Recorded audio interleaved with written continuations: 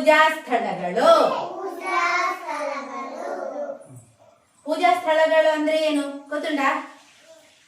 ನಮ್ಮ ಇಡೀ ಪ್ರಪಂಚದಾದ್ಯಂತ ಬೇರೆ ಬೇರೆ ಜನರು ಬೇರೆ ಬೇರೆ ಧರ್ಮಗಳನ್ನು ಆಚರಣೆ ಮಾಡ್ತಾರೆ. ಆಯ್ತಾ?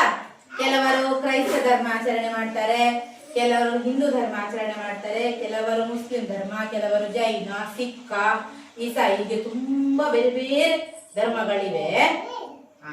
ಆ ಆಚರಣೆಗಳನ್ನು ಮಾಡ್ಲಿಕ್ಕೆ ಅವರು ಇಂಥದೇ ಒಂದು ಜಾಗ ಅಂತ ದೇವರನ್ನು ಪ್ರಾರ್ಥನೆ ಮಾಡ್ಲಿಕ್ಕೆ, ಆ ದೇವರನ್ನು ಹತ್ತಿರದಿಂದ ಕಾಣುವುದಕ್ಕೋಸ್ಕರ, ಹತ್ತಿರದಿಂದ ಅನುಭವಿಸ್ಲಿಕ್ಕೆ ಒಂದು ಸ್ಥಳಗಳಿಗೆ ಹೋಗ್ತಾರೆ. ಆಯ್ತಾ? ಅದನ್ನು ಏನ್ ಹೇಳ್ತಾರೆ? ಪೂಜಾ ಸ್ಥಳಗಳು,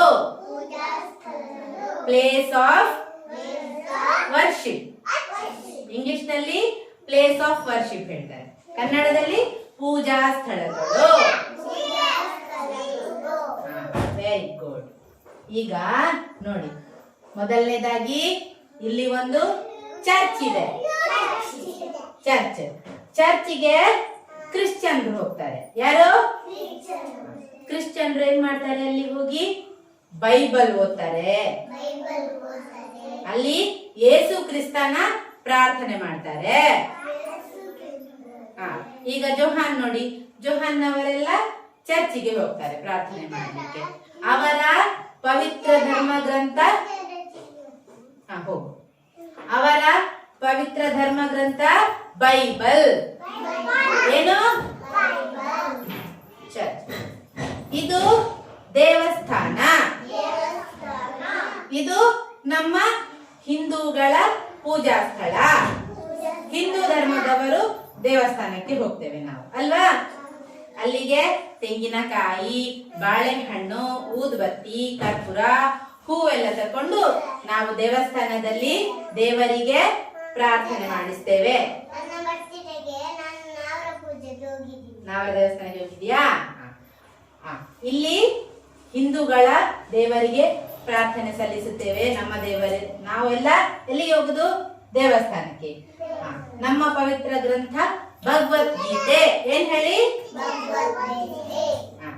ನೀನು ಹೋಗ್ಲಿಲ್ವಾ? ಅಪ್ಪನ ಹತ್ರ ಹೇಳ್ಬೇಕಾಯ್ತಾ ದೇವಸ್ಥಾನಕ್ಕೆ ಕರ್ಕೊಂಡು ಹೋಗಿ ಅಂತ. ನಮ್ಮ ಪವಿತ್ರ ಗ್ರಂಥ ಏನು? ಭಗವದ್ಗೀತೆ. ಇದು ಬಸದಿ. ಇದು ಜೈನರ ದೇವಸ್ಥಾನ.